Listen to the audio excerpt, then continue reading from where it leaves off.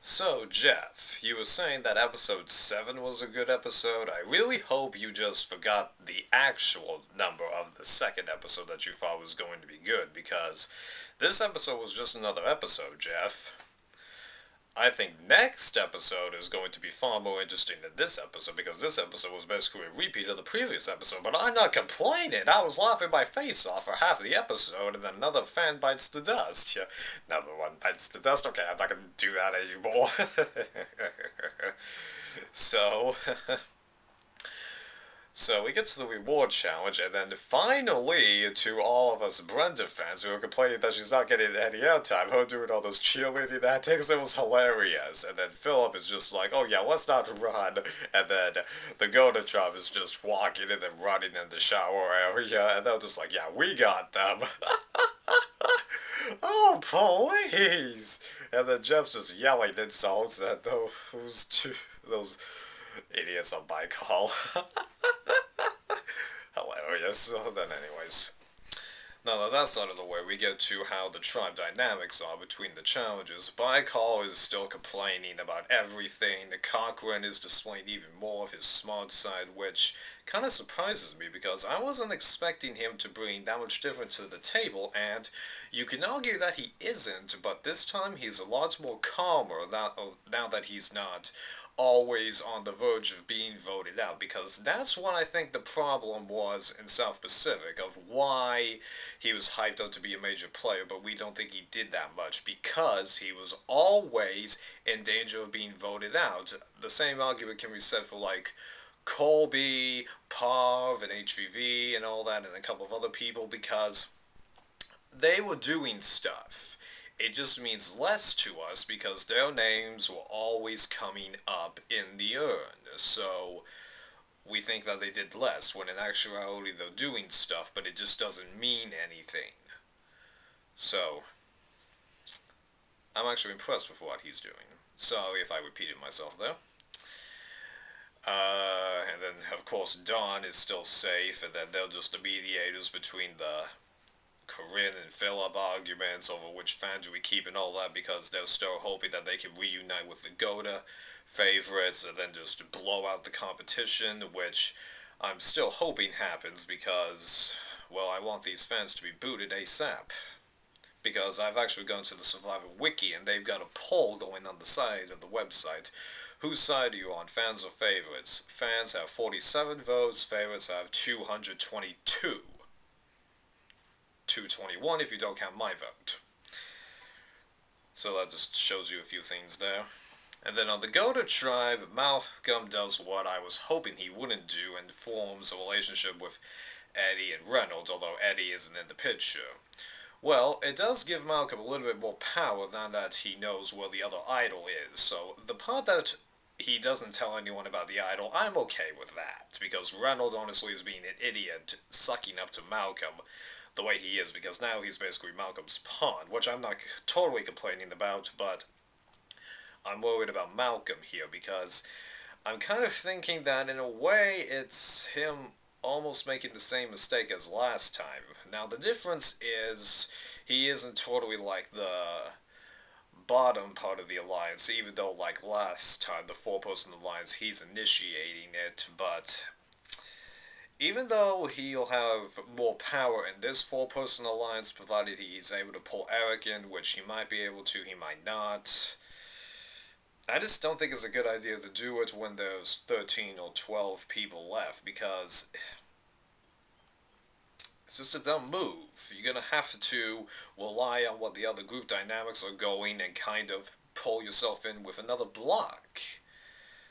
So it's gonna kind of be like Nicaragua, where there was like 2 or 3 voting blocks going on for a while until the quitters came, and then 2 new blocks were sashed in the middle.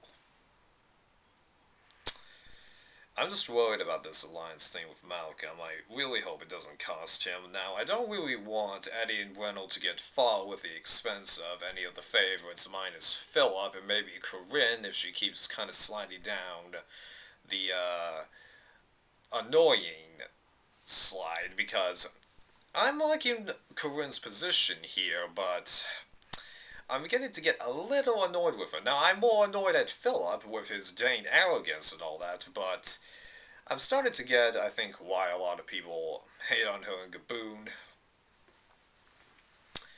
So that's some of tribal dynamics. The immunity challenge. Okay, we knew Goda was going to win. Come on.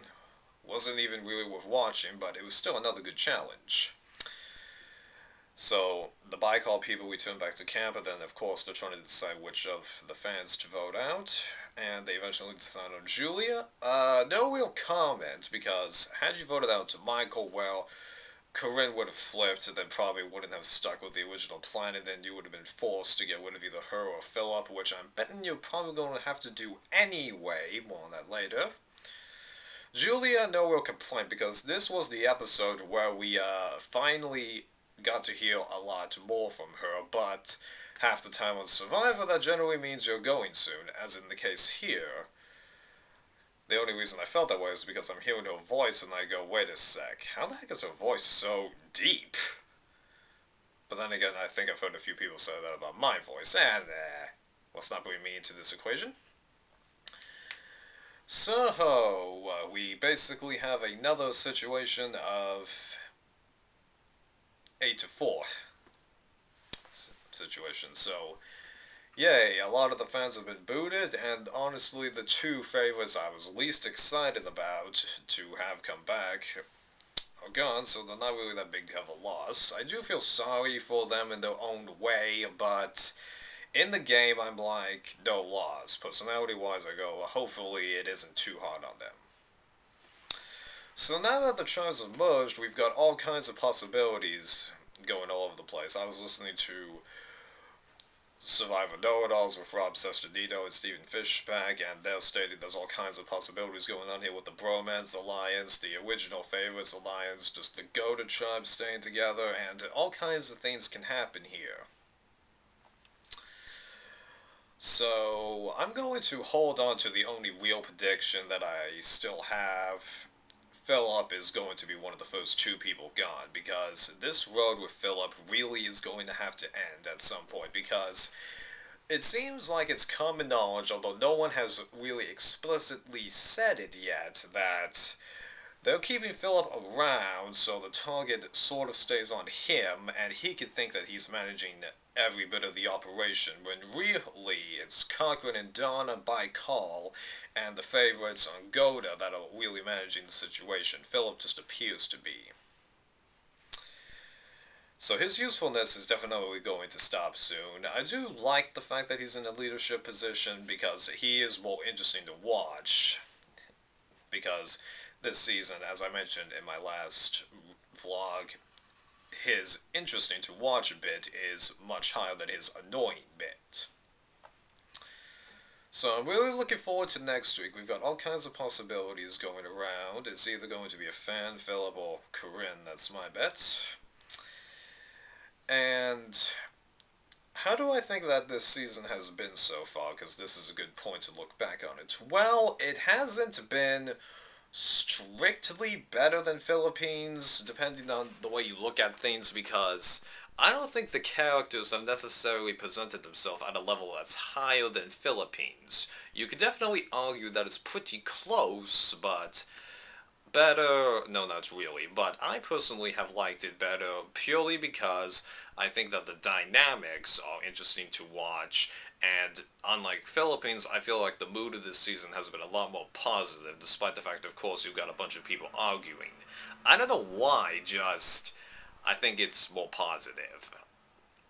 And I'm absolutely loving the fact that we've got more water challenges. Reminds me back when water challenges were, you know, the norm. Pearl Islands, Palau, Exile Island, Cook Islands. Just, I love those challenges.